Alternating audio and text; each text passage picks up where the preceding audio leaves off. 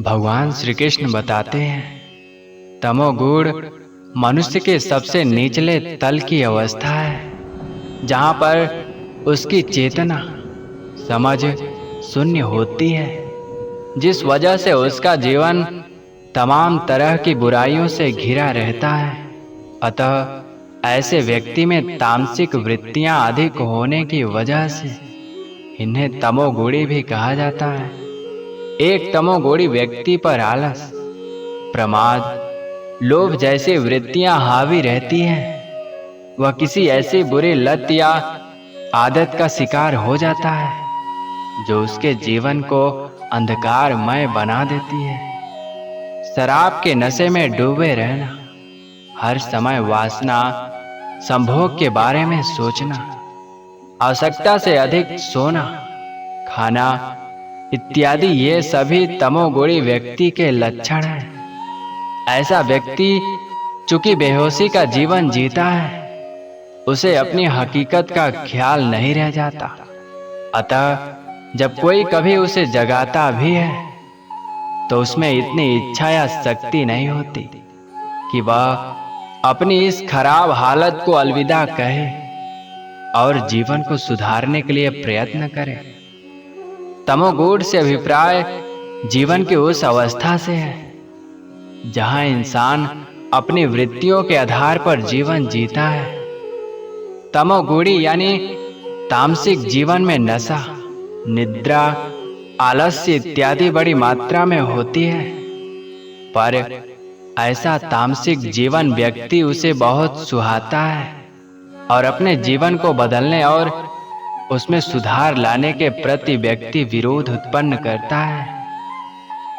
तमोगुणी व्यक्ति गलत जीवन जीने के बावजूद भी स्वयं को यह विश्वास दिलाता है कि हमारा जीवन उचित है, हम शिखर पर पहुंचकर आनंदित हैं और अब हमें जीवन में कुछ विशेष पाने की आवश्यकता नहीं रह गई है।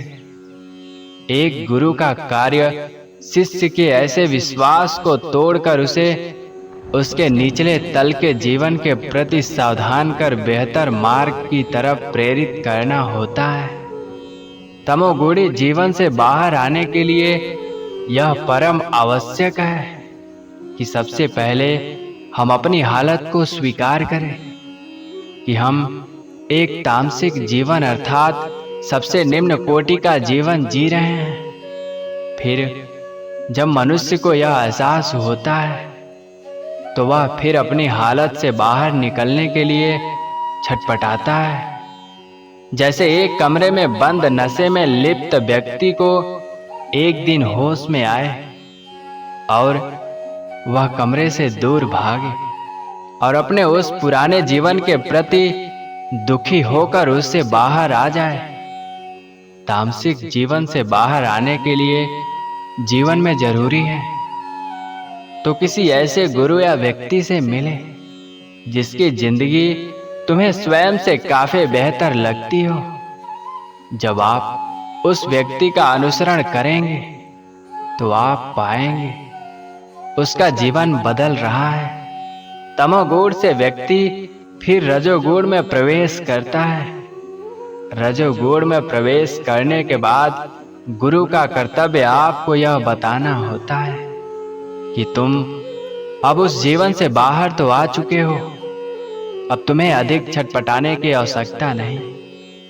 अब तुम्हें शांति की तलाश में जाना है और वो शांति तुम्हारे भीतर ही मौजूद है। शरीर से तमस निकालने के लिए अपनी तामसिक आदतों पर लगाम लगाना जरूरी है। जिस क्षण मनुष्य को यह ज्ञात हो जाए कि तामसिक क्रियाओं के माध्यम से उसके मन को शांति और चैन नहीं मिल जाना है, उसी पल वह शारीरिक वृत्तियां जैसे नशा, निद्रा, स्वाद इत्यादि को महत्व देना थोड़ा कम कर सकता है। अतः शरीर से तमस तभी निकल सकता है जब उसे गुरु या किसी व्यक्ति द्वारा यह समझाया जाए कि यह जीवन व्यर्थ जा रहा है। इन तामसिक आदतों से जीवन में सुधार की संभावना नहीं हो सकती। हालांकि आजकल कई ऐसे उपाय भी हैं जिनसे आप तामसिक वृत्तियों को शांत कर सकते हैं, जैसे व्यायाम या योगा करना। परंतु यह आपको अधिक समय तक शांति नहीं दे सकती। एक ज्ञात रहे, बिना अपनी तामसिक स्थिति के प्रति ज्ञान हासिल किए इससे बाहर नहीं आया जा सकता। उदाहरण स्वरूप, आप तब नशे या अधिक सोने की आदत से बाहर नहीं आ सकते जब तक तुम्हें ज्ञात न हो जाए कि नशा मुझे एक बेहोश इंसान बनाकर मेरे जीवन को खराब कर रहा है। उसी तरह अधिक सोने से मुक्ति तुम्हें तभी मिल सकती है जब तुम ये समझ जाओ, मेरी नींद से जरूरी कुछ है जिंदगी में जो तत्काल इस समय किया जाना चाहिए। तमोगुणी जीवन अर्थात तामसिक जीवन और एक रजोगुणी अर्थात राजसिक जीवन में मूल अंतर जीवन की अवस्था से है। तमोगुणी जीवन में जब व्यक्ति को एहसास होता है कि जो पुरानी आदतें, धारणाएं या विचार मेरे द्वारा पकड़े गए हैं वे गलत हैं, जब इस विकारों को त्याग कर एक इंसान आगे बढ़ता है, वह एक रजोगुणी जीवन में प्रवेश करता है। रजोगुणी जीवन को हम जीवन की एक बेहतर अवस्था कह सकते हैं, परंतु यह अवस्था भी अंतिम और श्रेष्ठ नहीं है, क्योंकि यहाँ प्रवेश करके व्यक्ति एक सामान्य व्यक्ति की तरह जीवन जीता है, लेकिन फिर भी वह जीवन से संतुष्ट नहीं रहता। एक बेचैनी सदा उसके मन को घेरे रहती है।